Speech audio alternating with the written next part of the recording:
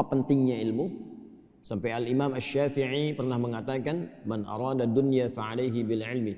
Kalau ingin sukses dunia, mesti pintar, mesti punya ilmu, belajar.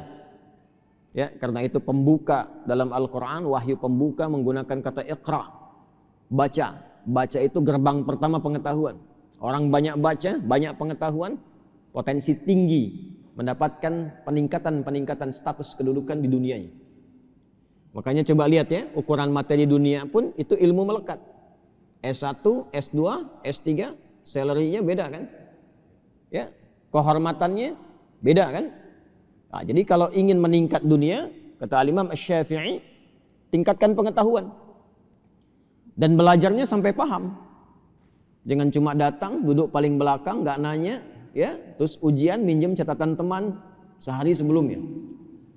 Ya, sampai paham, sampai mengerti, sehingga jadi pakar di bidangnya, jangan tanggung. Ya, fikih sekalian, kata Quran fikih sekalian. Quran surah 9 ayat 122. Insan beriman tuh kalau belajar, ya, dia pastikan apa yang dia pelajari paham, tidak keluar dari ruangan sampai dia mengerti apa yang dipelajari. Lihat tafaqahu fid din. Kemudian waman aradal akhirah fa'alaihi bil ilmi. Kalau menginginkan sukses akhirat pun kata Imam Asy-Syafi'i, itu modalnya ilmu juga. Ilmu juga. Ya, bagaimana bisa salat kalau nggak ada ilmunya? Ya, bagaimana bisa zakat dengan benar kalau nggak tahu ilmunya? Kepada siapa dikeluarkan? Kalau nggak tahu ilmunya, nggak paham cara menunaikan salat, nggak tahu bilangannya, besok-besok nanti subuh 4 rakaat. Ya. Kalau nggak tahu tentang ilmu akidah dengan benar, didoktrin orang, tiba-tiba tembak orang, bom orang, bunuh orang dengan cara yang tidak benar, alih-alih pengen ke surga, masuknya neraka jahanam nggak keluar-keluar. Hati-hati. Wa may yaqtul mu'minan muta'ammida fajaza'uhu jahannam wa ghadiballahu 'alaihi khalidan fiha wa ghadiballahu 'alaihi wa la'anahu wa 'adda lahu 'adzaban 'azima. Siapa yang sengaja merencanakan pembunuhan dan korbannya ada satu orang beriman saja, satu saja, maka ancamannya, pidana itu ancamannya, ya, neraka jahanam, kekal di dalamnya, nggak keluar-keluar. Allah murka kepadanya, Allah melaknatnya, dan dijanjikan sudah masuk jahanam, siksanya berlipat kata Allah. Jahanam saja sudah nggak kebayang, dan siksanya berlipat. Tergambar nggak tuh?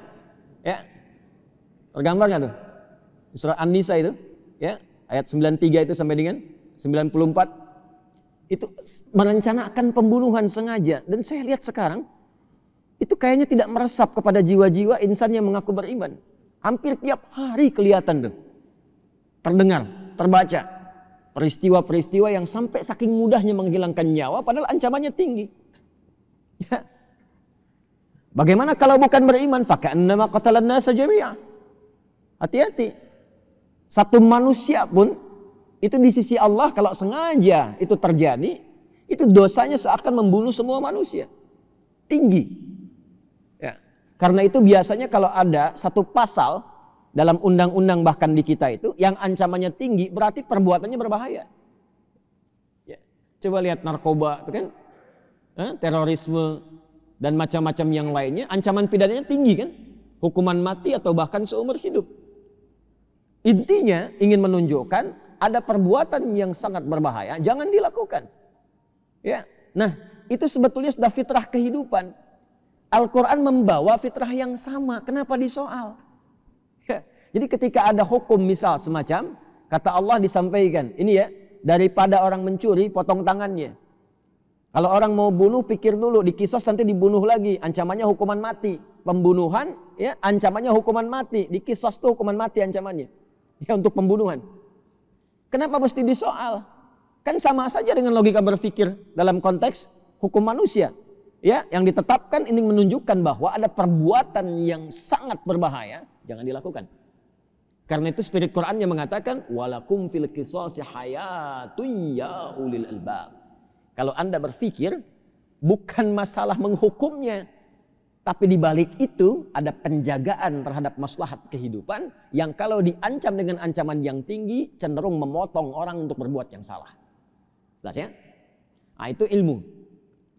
Karena itu saking tingginya ilmu, hal pertama yang diberikan kepada Adam alaihissalam sebelum turun ke bumi itu bukan harta, bukan kedudukan, tapi ilmu. Quran surah kedua ayat 31, wa 'allama Adamal asma'a kullaha. Dan Allah mengajarkan kepada Adam semua jenis potensi pengetahuan, semua jenis pengetahuan yang menjadikan ia mudah menjalani kehidupan di bumi. Semua diajarkan ilmu. Ya. Karena itu semua para nabi, rasul, karena bertugas membimbing umatnya di setiap eranya, dan Rasulullah SAW ditugaskan membimbing umat dan risalahnya berlangsung abadi walaupun beliau wafat sampai akhir kehidupan, maka fitrah semua nabi mendapatkan ajaran langsung dari Allah. Diajarkan langsung. Nah, kita yang bukan nabi, yang bukan rasul, diminta belajar kurikulum nabawi itu yang membimbing kita lewat ilmu-ilmu itu untuk mudah menjalani kehidupan. Orang yang belajar dari ilmu itu disebut dengan muta'allim namanya. Jelas ya? Siapa namanya? Muta'allim. Jadi ketika kita belajar dari ilmu itu disebutnya muta'allim. Kurikulumnya sudah ada. Sumber pertamanya Quran, wahyu tingkat tertinggi. Orang bikin buku cari-cari begini nulis belum tentu benar. Ini langsung dari Allah nih kurikulum hidup. Detailnya nanti di mana? Di penjelasan Nabi, di hadis. Hadis ini disampaikan lewat lisan, dipraktekkan lewat perilaku, dicontohkan lewat sikap, lewat sifat. Nanti diabadikan dalam perilaku. Ketika jadi perilaku disebut dengan sunnah. Disusun jadi kurikulum oleh para ulama hadis kita. Jadilah kitab. Kitab itu kurikulum hidup. Di cara ngaji itu begini. Cara ngaji itu, lihat peta kurikulumnya secara tematik tuh. Disusun. Ya, yang sering sekali saya sampaikan, ada yang pokok, ada yang furu'. Yang pokok tuh kayak kita toharah, apapun Anda profesinya, mau pejabat, mau diplomat, birokrat, mau rakyat biasa, mau guru, pengajar, teknokrat, arsitek, tetap wudu kan? Ya, tetap sholat kan? Ya kan? Puasa juga kan? Nah, itu yang pokok namanya. Nanti disusun babnya apa saja. Bab menjaga iman, kitabul iman. Ada ayatnya, ada hadisnya. Apalagi misalnya bab taharah, ya, bab tentang sholat, disusun babnya, ada ayatnya, ada hadisnya. Nah, nanti yang sifatnya furu', cabang pilihan kehidupan, tuh milih sesuai passion, bakatnya masing-masing. Yang mau bisnis, nanti ada bimbingan bisnis disebut dengan kitabul buyu'. Yang di pemerintahan nanti ada kitabul imarah. Yang di ilmu ada kitabul ilmi. Semua ini sudah dihimpun oleh para ulama hadis kita. Dimudahkan kepada kita bentuknya kurikulum. Yang paling viral misalnya Sahih Al-Bukhari.